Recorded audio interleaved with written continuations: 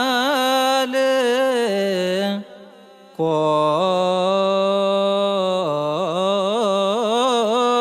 ኮከበ ክብር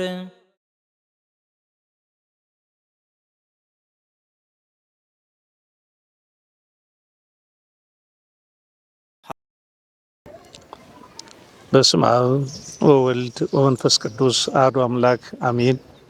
የተወደዳችሁ በመላው ዓለም ያላችሁ ይህንን ፕሮግራም የምትከታተሉ የኢትዮጵያ ኦርቶዶክስ ተዋሕዶ ቤተክርስቲያን ልጆች ማህበረ ምእመናን ወምእመናት ሁላችሁም በልዑል እግዚአብሔር ፍጹም ሰላም እንደምሰነበታችሁ እንኳን ለጌታችን ለመድኃኒታችን ለኢየሱስ ክርስቶስ በዓለ መስቀል ወይም ደግሞ ለብርሃነ መስቀሉ በሰላምና በጤና አደረሰን አደረሳችሁ።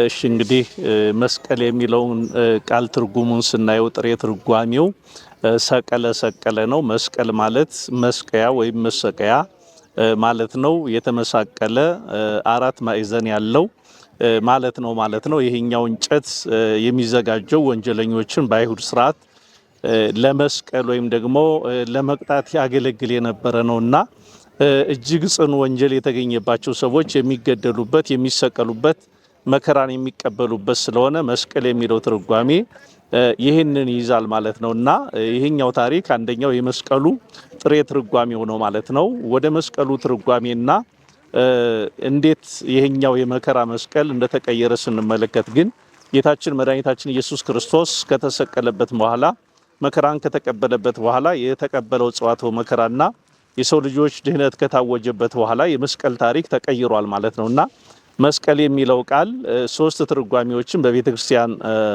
አስተምሮት ይነግረናል። የመጀመሪያው መስቀል ሲባል ወደ ሕሊናችንና ወደ አእምሯችን የሚመጣው አምላካችን መድኃኒታችን ኢየሱስ ክርስቶስ ለኛ የከፈለውን ዋጋና ፍቅሩን ለኛ ራሱን ዝቅ ማድረጉን ምሕረቱን ይቅርታውን የምናስብበት ነው። ስለዚህ የመስቀሉ ቃል ለሚጠፉት ሞኝነት ነው የተባለውም ለዚህ ነው። ቅዱስ ጳውሎስ ሲናገር የመስቀሉ ቃል ለሚጠፉት ሞኝነት ነው፣ ለኛ ለምናምን ግን የእግዚአብሔር ኃይል ነው ብሎ በአንደኛ ቆሮንቶስ ምዕራፍ 1 ቁጥር 17 ጀምሮ እንደተናገረው የመስቀሉ ቃል ማለት ጌታ የሰዎች ልጆች ይቅር ያለበት የሚሰቅሉትንም ደግሞ ኃጢአታቸውን በደላቸውን ያልቆጠረበት የይቅርታና የትህትና ፍቅሩ የተገለጠበት ስለሆነ መስቀል ሲባል ይህ ይመጣል አንደኛው። በሁለተኛ ደረጃ መስቀል ሲባል መስቀሉ መከራውን ያሳያል ወይም ደግሞ ክርስቶስ ከተሰቀለበት በኋላ ያለው የመስቀል ሕይወት ማለት ጌታችን መድኃኒታችን ኢየሱስ ክርስቶስ መስቀሉን ከተቀበለ በኋላ ለእያንዳንዳችን የመስቀሉን ዋጋ እንዴት አድርገን መግለጥ እንዳለብን ሲናገር የሚወደኝ ሰው ቢኖር ሊከተለኝ የሚወድ ቢኖር ራሱን ይካድ ወይ ጹር መስቀለ ሞቴ የሞቴን መስቀል ተሸክሞ ይከተለኝ ብሏል። ስለዚህ መስቀል የተባለው መከራ መሆኑን ያሳያል ማለት ነውና ቤተክርስቲያንም ክርስቲያኖችም የክርስቶስን መስቀል እስከተሸከሙ ድረስ በዚህ ዓለም ላይ ስንኖር መከራ አለብን። ስለዚህ በዓለም ሳላችሁ መከራ አለባችሁ፣ ዓለም እኔን እንዳልወደደ በእኔ ላይ መከራ እንዳደረሰ በእናንተም ላይ ያደርሳል ብሎ እንደተናገረ መስቀሉን መሸከም ማለት መከራውን አምኖ መቀበል ማለት ነው። ይህንን እንረዳለን። ወይም ደግሞ የመስቀል ሁለተኛው ትርጓሜ ይህ ነው። በሶስተኛ ደረጃ የመስቀሉ ሶስተኛው ትርጓሜና ዋናው የመስቀሉ አካል ነው። መስቀሉ ራሱ ኃይለ እግዚአብሔር ያለበት ኃይል ያለው መሆኑን ያሳያል ማለት ነው። ጌታችን መድኃኒታችን ኢየሱስ ክርስቶስም መስቀሌን ይሸከም ሲል ይሄንን ነው የሰጠን። ስለዚህ ቤተክርስቲያን ለክርስቶስ ያላትን ፍቅር ክርስቶስ ለሷ የከፈለላትን ዋጋ በማሰብ መስቀሉን ትሸከማለች ማለት ነው። የመስቀሉ ቃል ለሚጠፉት ሞኝነት ነው እንደተባለ መስቀሉን ራሱ ክርስቶስ ለኛ የሰጠበት መንገድ ማለት ነው። በገላትያ ምዕራፍ 6 ቁጥር 14 ላይ ቅዱስ ጳውሎስም ሲናገር ዓለም ለኔ ከተሰቀለበት ክርስቶስ እኔ ለዓለም ከተሰቀልኩበት ከጌታዬ ከኢየሱስ ክርስቶስ መስቀል በቀር ሌላ ትምክህት ከኔ ይራቅ ይላል። ስለዚህ መስቀል ማለት የክርስቲያኖች መመኪያቸው ነው፣ የሚደገፉት ነው፣ ምርኩዛቸው ነው፣ ጠላትን ድል የሚያደርጉበት ነው። ቤተክርስቲያን ደግሞ ከክርስቶስ ጋር የተዋሃደችበት የተገኘችበት የምጥና የመከራ ጊዜ ነው። ስለዚህ ቤተክርስቲያን ከክርስቶስ ጋር ሙሽራ የሆነችበት የታጨችበት ቀለበቷ መስቀል ነው። ሰው ቀለበቱን በጣቱ አድርጎ ለዓለም እንደሚያሳይ ሁሉ ቤተክርስቲያንም የክርስቶስ ሙሽራ መሆኗን የክርስቶስ ታማኝ የፍቅሩ ባለውለታ መሆኗን የምትናገረው መስቀሉን ተሸክማ ነው። ስለዚህ በየትኛውም መከራ ውስጥ ቤተክርስቲያን የምትገልጠው መስቀል ነው። ስለዚህ አገልግሎቷ ሁሉ ከመስቀል ጋር የተያዘ ነው። ስትባርክ፣ መስዋዕቱን ስታቀርብ፣ ቅዳሴው፣ መስዋዕቱ፣ እያንዳንዱ ኪዳኑ ሁሉ አገልግሎት ከመስቀል ጋር የተያዘ ነው። ለምን? ከክርስቶስ ጋር ያላት ህብረት ስለሆነ እና ቤተክርስቲያን የተወለደችው ከክርስቶስ ጎን ነው። ቀራንዮ ላይ ስትወለድ ደግሞ ከክርስቶስ ጎን እንድትወለድ ከጎኑ እንድትገኝ ያደረጋት ደግሞ መስቀል የሚባለው ምጥ ነው። ሕፃን ልጅ በምጥ እንደሚወለድ ምጥ ገፍቶት እንደሚመጣ ሁሉ ከእናት ማህፀን እንደሚገኝ ሁሉ ቤተክርስቲያንም ከክርስቶስ ጎንስ ተገኘ ሲባል መስቀል የሚባል ምጥ ነበረ፣ የመስቀል መከራ ነበርና ቤተክርስቲያን ከዛ ከመከራው ቀን ከቀራንዮ ጀምሮ ከመስቀል ጋር የተዋሃደ ማንነት ነው ያላት። አይቀየርም፣ ሁልጊዜ ይኖራል። ያ ሳይቀየር ያ ሳይናወጥ በመከራዋም በደስታዋም ይዛው ትኖራለች። ከመስቀል ጋር ያላት ህብረት እንደዚሁ ነው ማለት ነው። ክርስቶስ በመስቀል ላይ የከፈለውን ዋጋ ሁሉ ተቀብላ አምና የምትኖር ስለሆነች በሷ የሚመጣባትን መከራ ሁሉ አምና የምትቀበለው ማለት ነውና መስቀል ማለት ባጭሩ ይህን ይመስላል። ከቤተ ክርስቲያን ያለው አገልግሎት፣ በቤተ ክርስቲያን ያለው ህብረት፣ ቤተ ክርስቲያን ምኗ ነው ከተባለ የመዳን አርማዋ፣ ለዓለም የምታውጀው፣ ጠላት ዲያብሎስን ድል የምታደርግበት፣ ልጆቿን የምታጽናናበት፣ ፍቅረ እግዚአብሔርን የምትዘክርበት መገለጫዋ ነው ማለት ነውና ከዛን ጊዜ ጀምሮ ከመስቀል ጋር ያላት ግንኙነት አይለይም ማለት ነው። ቤተክርስቲያን ሲባል ይሄ ግዙፍ አካሏ ወይም ደግሞ የሚታየው ቤተ መቅደስ አለ። በሰዎች በአማኞች ህሊና ውስጥ ያለ ደግሞ መንፈሳዊ ህብረት አለ ማለት ነው። ይሄ መስቀል ተብሎ ይጠራል። ለዚህ ነው ቅዳሴ ላይ ሁል ጊዜ ይህን ስጋ ይህን ደም በበላችሁ በጠጣችሁ ጊዜ የክርስቶስን መከራ ትናገራላችሁ እንዳለ ጳውሎስ፣ ሁል ጊዜ ክርስቲያኖችም የክርስቶስን መከራ ንዚየኑ ሞተ ከእግዚኦ እያለች ቤተ ክርስቲያን ትዘክረዋለች ማለት ነውና አካሉንም መስቀሉን በአካልም ይዛ ክርስቶስ መስቀል ላይ የከፈለውንም ፍቅሩን በማሰብ መከራውንም ደግሞ አምና ተቀብላ እየከፈለችው በመኖር ከመስቀል ጋር ያላትን ግንኙነት እንዲህ አዋህዳ እንደ ቀለበት ይዛው ትኖራለች ማለት ነው።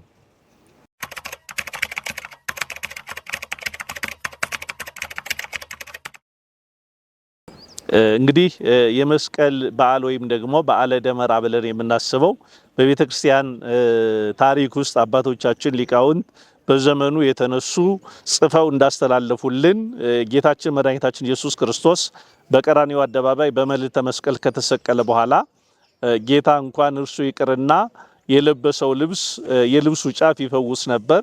እንኳን የሱ የልብስ ጫፍ ይቅርና የሐዋርያት የልብስ ጥላና የነሱ ልብስ ሳይቀር ቃላቸው ሳይቀር ይፈውስ ነበርና ሁለንተናው መድኃኒት የሆነ አምላክ ስለሆነ እሱ የተሰቀለበት መስቀል ገቢረ ተአምራት ያደርግ ነበርና አይሁድ እሱን ከሰቀሉ በኋላ ሞትን ድል አድርጎ ከተነሳ በኋላ በመስቀሉ አማካኝነት የክርስቶስ የማዳን ስራው እየተገለጠ ስለሄደ አንደኛ ክርስቶስን ስጋውን ደብቀው ለማስቀረት ፈልገው ነበር። ትንሣኤ ሆነባቸው። ያንንም አምነው ላለመቀበል ሐዋርያት ሰረቁት ብለው ነበረ።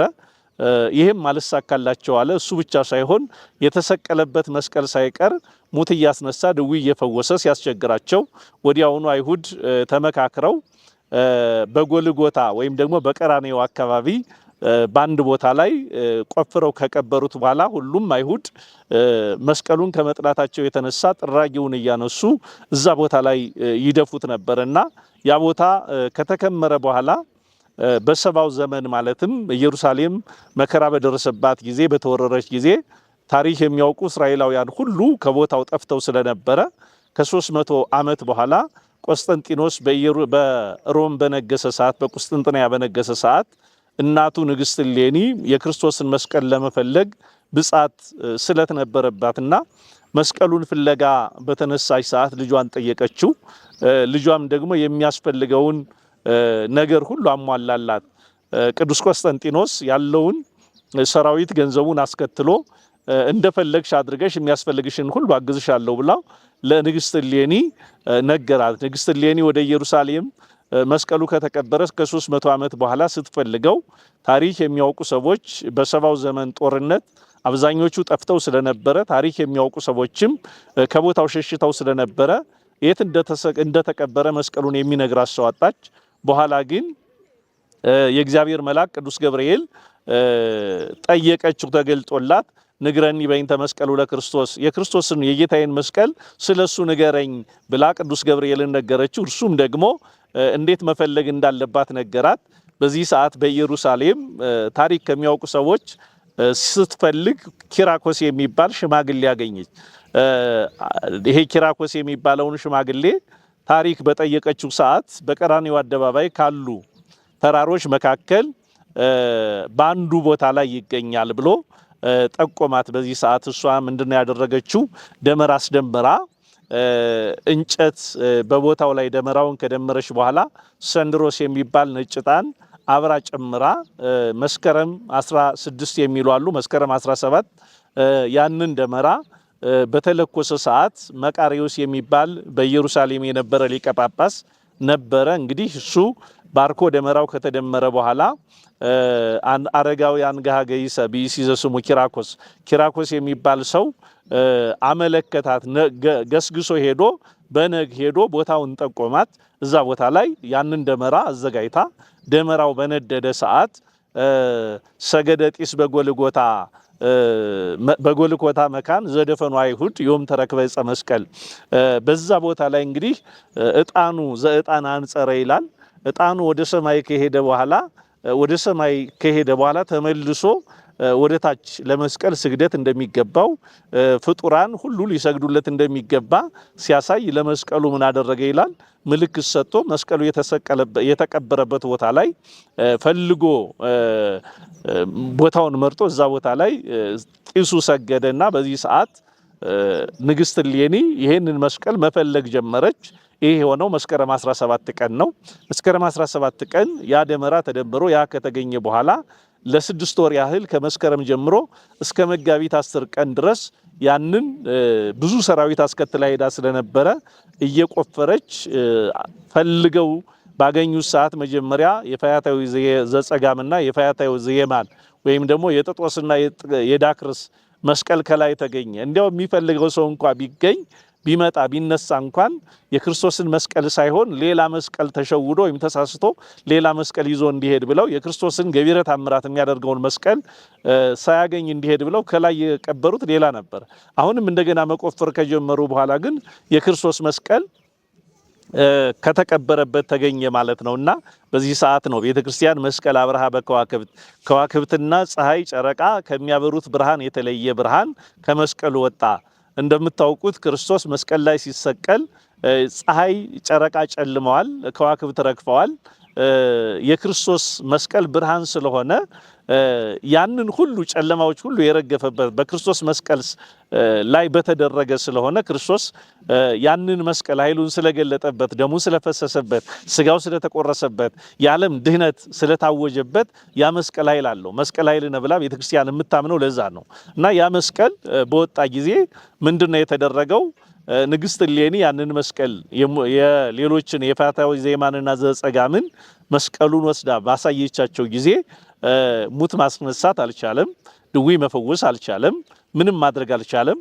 ብርሃናዊም አልነበረም። የጌታዬ መስቀልማ ዘመን አይቀይረውም። ምንም ቦታ ላይ ቢወድቅ ገቢረ ተአምራቱ በዘመን የሚሻር አይደለም።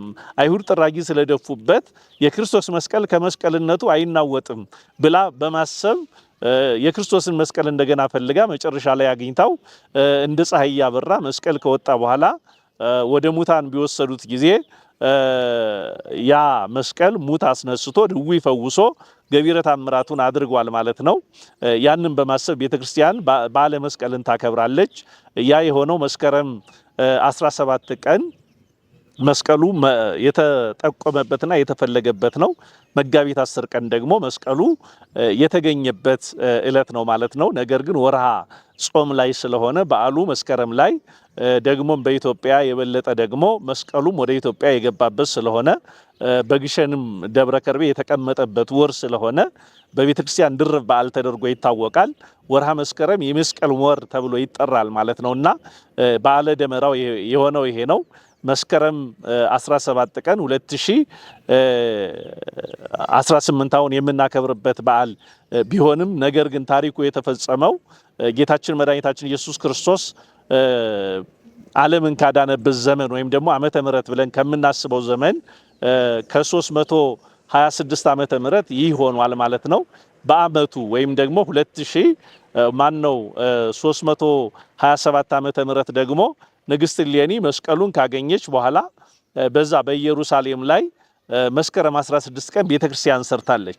ቤተክርስቲያን ሰርታ ያንን ቤተክርስቲያን ምን ብላ ሰይመዋለች? ትንሣኤ ክርስቶስ ብላ ሰይማ በዓለ መስቀል በዛ እንዲከበር ብዙ ንዋያ ቅድሳት እንዲሰሩ እንዲዘጋጁ ካህናት እንዲያገለግሉ በማድረግ ያንን ቦታ ስላስተካከለችው መስከረም 16 ቀን በዓለ ቤተ ክርስቲያን ተብሎ ይጠራል። መስቀሉ የተገኘበት ቦታ ላይ ቤተ ክርስቲያን የተሰራበት ስለሆነ ዋዜማውም ስለሆነ እንደዚህ ይከበራል ማለት ነውና ያ መስቀል ንግስት እሌኒ ካስጀመረችው በኋላ ንግስት እሌኒና ቆስጠንጢኖስ ተባብረው ነገስታቱ ሰራዊት ሁሉ እንዳገዙ ሁሉ በቤተ ክርስቲያንም ይህንን በማሰብ በተለይ በኢትዮጵያ ኦርቶዶክስ ተዋሕዶ ቤተ ክርስቲያን ከሀገር መሪዎች ጀምሮ በዓሉን ለማክበር ወደ ቦታው ይገኛሉ። ደመራው ይደመራል፣ አንድነትንም ያሳያል ማለት ነው እና ይህ በዓል በብዙ መንገድ በቤተ ክርስቲያን በአዋጅ የሚከበር ሀገራዊ በዓል ነው ማለት ነው። በተለያዩ ዓለማት ይከበራል።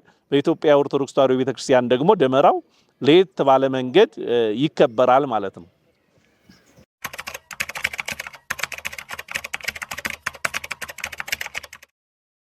እሺ እንግዲህ የደመራ በዓል የሚከበረው በኢትዮጵያ ኦርቶዶክስ ተዋሕዶ ቤተክርስቲያን ከጥንት ጀምሮ ከንግስት እሌኒ ጀምሮ ሲከበር የኖረ ነው ማለት ነው እና ያ ሲከበር የኖረው የመስቀል በዓል ወደ ኢትዮጵያ ሲመጣ ግን ብዙ ታሪኮቹ ሳይቀየሩ እንደዛው እንዳሉ ቆይተዋል። ነገር ግን በግራኝ መሐመድና በዮዲት ጉዲት በሌሎችም ዘመን ቤተክርስቲያን መከራ ሲደርስባት የእነዚህ በዓላት አከባበር ቅርጻቸውን ቀይረው ነበር። በተለይ ነገስታቱ ተገኝተው በአንድነት የሚያከብሩበት ዘመን ቀርቶ ነበረ።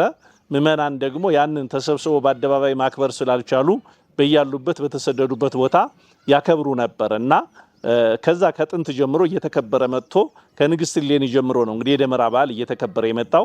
በኢትዮጵያ ደግሞ በተለይ መስቀል ወደ ኢትዮጵያ በመጣ በአጼ ዘርዓ ያዕቆብና በአጼ ዳዊት በተለይ አጼ ዳዊትን ወውቱ ዘተሰምየ ቆስጠንጢኖስ መስቀሉን ፈልጎ ወደ ኢትዮጵያ ስላመጣ ቆስጠንጢኖስ ተብሎ የተሰየመ ተብሎ ዳግማዊ ቆስጠንጢኖስ ተብሎ ተጠርቷል ማለት ነው። አጼ ዘርዓ ያዕቆብም ይህንን በማድረግ በቤተክርስቲያን ታሪክ ትልቅ ቦታ ያላቸው ነገስታት ናቸው። ከዛን ጊዜ ጀምሮ እንዲያውም በዓለ አጼ ተብሎ ይጠራ ነበር፣ ወይም ደግሞ የአጼ ደመራ ተብሎ ይጠራ ነበር ማለት ነው። ይሄ የሚደረገው በ16 በየመንደሩ ይከበር ነበረ። የመንደር ወይም ደግሞ የሰፈር በዓል ንዑሳን በዓላት ተብለው ይከበሩ ነበረ። በኋላ ደግሞ በ17 ጠዋት ደግሞ ተጋብኦ ተደርጎ ሁሉም ህዝበ ክርስቲያን በተገኘበት በአንድነት ደመራው ይከበር ነበረ። ይሄ በጥንት ይደረግ የነበረ ነው። አሁንም በአንዳንድ ቦታ ላይ እንደዚህ አይነት ነገሮች አሉ። በ16 የመንደሩ ተከብሮ በ17 ደግሞ በአደባባይ በአንድነት የሚከበርባቸው ቦታዎች አሉ። አብዛኛው ቦታ ላይ ደግሞ በኢትዮጵያ ስናይ በ17 ነው። በ16 ይከበርና 17 ደግሞ በዓሉ በቤተ ክርስቲያን በቅዳሴ በውዳሴ በማህሌት ይከበራል። ማህሌቱም አገልግሎቱም በአደባባይ የሚደረገው በተለይ በአዲስ አበባና በብዙ ቦታዎች ላይ በ16 ይሆናል ማለት ነው። ይህ የሚሆነው ለምንድን ነው ቢባል አይነትና ዋዜማ ተመሳሳይ ስለሆነ ነው። አንደኛ መስቀሉ ተፈልጎ ቁፋሮ የተጀመረው በ17 ቢሆንም 16 ዋዜማው ስለሆነ፣ በሁለተኛ ደረጃ ደግሞ በዓመቱ እዛ ቦታ ላይ ቤተክርስቲያን የተሰራበት ዕለት ስለሆነ ከመስቀሉ ጋር የተገናኘ ስለሆነ በ16 ዋዜማና አይነት አንድ ስለሆነ እንደ ልደት ያሉ በዓላት እንደ መስቀል ያሉ በዓላት ዋዜማቸውም ዕለታቸውም ተመሳሳይ ስለሆነ በመነጋታው ደግሞ የህዝብ በዓል ስለሆነ ከዛ ጋር አዋህዶ አስማምቶ ለመሄድ በዓሉ በሰፊው እንዲከበር በማሰብ በ16 ደመራው ይደመርና በ17 ደግሞ በቤተ ክርስቲያንና በልዩ ልዩ አገልግሎት ይከበራል ማለት ነው። ሁለቱም ግን ተመሳሳይነት አላቸው። ይህ ለምን ሆነ ይህ ለምን አልሆነም አይባልም። ከዚሁ ጋር በተያያዘ እንግዲህ የመንደርና የቤተ ክርስቲያን በዓላት ላይ ብዙ ጥያቄዎች ይነሳሉ። አንዳንድ ሰው ለምንድን ነው የመንደሩ ቢቀርስ ቤተክርስቲያን ላይ ብቻ ቢከበር የሚል ሐሳብ የሚያነሱ ሰዎች አሉ። ነገር ግን በመልካም ካየነው ሁለቱም ተመሳሳይ ነው። በጥንትም የመንደር ወይም ንዑሳን በዓላት የሚባሉ ነበሩ። በቆየታቸው ምንድነው ከተባለ የተጣላ ሰው ካለ ቀድሞ ይታረቃል። በአንድነት በሰፈር በመንደር ያሉ ሰዎች ተሰብስበው በአንድነት ድሃው ሀብታሙ ሳይለያይ በአንድነት በዓለ መስቀልን ያከብራሉ። ህብረት አንድነትን የሚገልጥ ስለሆነ የተለያየ ሰው ቢኖር እንኳን በመንደር ያለው መጥቶ ምን ይላል? በአንድነት ተሰብስቦ ጎረቤት ሆኖ ያከብረዋል ማለት ነው። ስለዚህ ጥቅሙ በጣም ጥሩ ነው። ነገር ግን ያንን ጥቅሙን በመጥፎ መንገድ ካልወሰድ ነው። የመጀመሪያው መሆን ያለበት በቤተ ክርስቲያን የሚከበረው ይቀድማል። በአዋጅ ሁሉም ክርስቲያን መንደር ላይ ደመራ ስለማበራ ብሎ ከቤተ ክርስቲያን መቅረት የለበትም፣ ከአገልግሎቱ መቅረት የለበትም። በሀገር በአደባባይ የሚከበረው ለዚህ ነው። ከተከበረ በኋላ ምን ይደረጋል? ቤተ ክርስቲያን ያለው ይከበራል። የቤተ ክርስቲያኑ ካለቀ በኋላ በየአጥቢያው ያሉ ካህናት አደባባይ ላይ ሄደው እስኪመጡ ድረስ ይጠበቃሉ። እነሱ ያንን አብርተው ከመጡ በኋላ ልክ እነሱ ካህናቱ ሲደርሱ መንደር ላይ ያለው ችቦ ወይም ደግሞ ቤተክርስቲያን ያለው እስከዛ ጉባኤ ይቀጥልና ይከበራል። ያ ከበራ በኋላ ደግሞ የሚደረገው ምንድነው ከተባለ በየመንደሩ ያሉት ናቸው። እነሱ ደግሞ ሳይለያዩ ስርዓት ባለው መንገድ መስከርና ዘፈን ሳይኖርባቸው የክርስቶስ መስቀል ስለሆነ ያንን በማሰብ በማታ እላፊ የሆነ ሰዓትም ሳይኖር መንፈሳዊ ነገሩ ብቻ ስጋዊ ነገር ሳይቀላቀልበት መከበር እንዳለበት ቤተክርስቲያን ታስተምራለች ማለት ነውና ይሄ የክርስቶስ መስቀል እንዳይሰደብ ነው የሚለው ቅዱስ ጳውሎስ ሲናገር። የክርስቶስ መስቀል ከኛ ድካም የተነሳ በዓሉ እንዳይነቀፍ ስርዓቱን፣ ሃይማኖቱን፣ ትውፊቱን ጠብቆ አባቶቻችን የሰጡንን ስርዓት ከተጠቀምንበት የመንደሩም ብዙ ጥቅምና በቆየት አለው። ቤተክርስቲያን ላይ የሚደረገው ደግሞ አባቶቻችን ያወረሱን ስርዓትም ስለሆነ በዚህ መንገድ መከበር መቻል አለበት።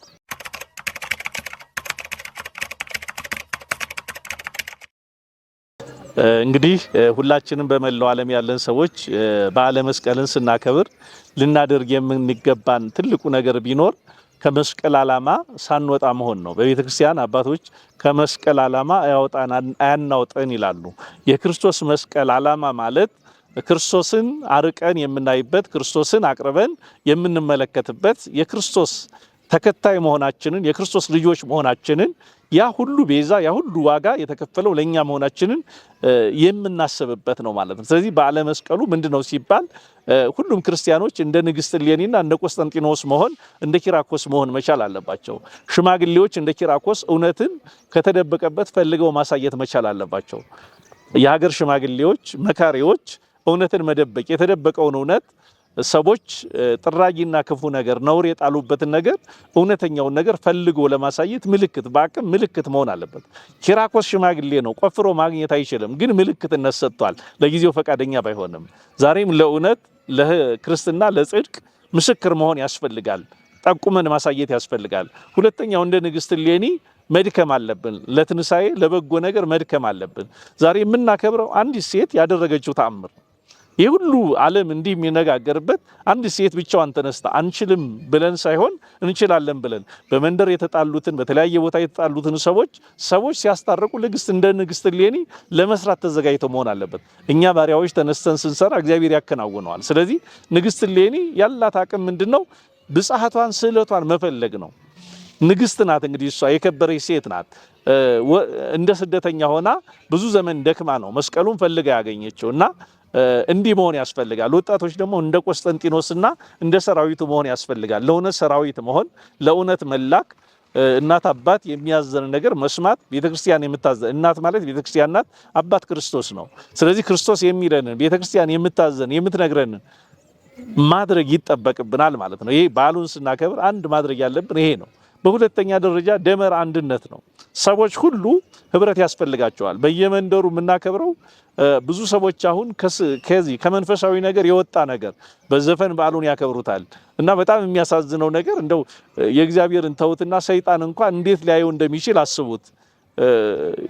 ኃጢአተኞች ነን እንዳንል የክርስቶስን መስቀል ነው የምናከብረው፣ ግን የምናከብረው ደግሞ በዘፈን ነው፣ በስካር ነው የምናከብረው እና አንዳንድ ሰዎች የሚሳሉት ስዕለት ራሱ ስጋዊ ነገር ብቻ ይሆናል እና ሰዎች አንድነት ፈጥረው መንፈሳዊ ነገርን ህብረት ፈጥረው ድሃውን ሳይንቁ ባለጸጋውን ብቻም ሳያከብሩ ሁሉንም በአንድነት ተሰባስበው የሚያከብሩበት ስለሆነ በተለይ በዓለ መስቀል እንግዲህ እንደምታውቁት ደመራውን እንለኩሰዋለንና ደመራው ሲለኮስ ብዙ የደረቁ ነገሮች ይሰበሰባሉ።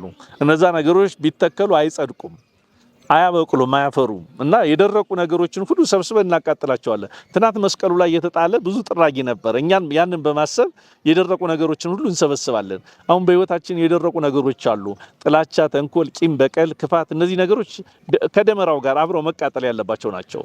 መቀጠል የለባቸው። ከመስቀሉ ጋር አይሄዱም። መስቀሉን አሁን አይሁድ አይደለም ጥራጊ የሚደፉበት። ስለዚህ እኛ ነን አሁን ክፉ ነገር በመጣል ክፉ ነገር በማሰብ መስቀሉን አንገታችን ላይ ያስረን መስቀሉን እያከበር ክፉ ነገር የምንናገር ከሆነ አሁን እኛ መስቀሉ ላይ ጥራጊ የምንደፋው እኛ ነን እንጂ ዓለምማ ጥራጊ ደፍቶ 3 ዓመት ሙሉ ደክሞ የክርስቶስን ማስቀል 300 ዓመት ሙሉ ማስቀረት አልተቻለም። 300 ዓመት ሙሉ መስቀል አሸንፏል። መግረር የጸር ነው መስቀል ጠላትን ሁሉ ድል ያደርጋል።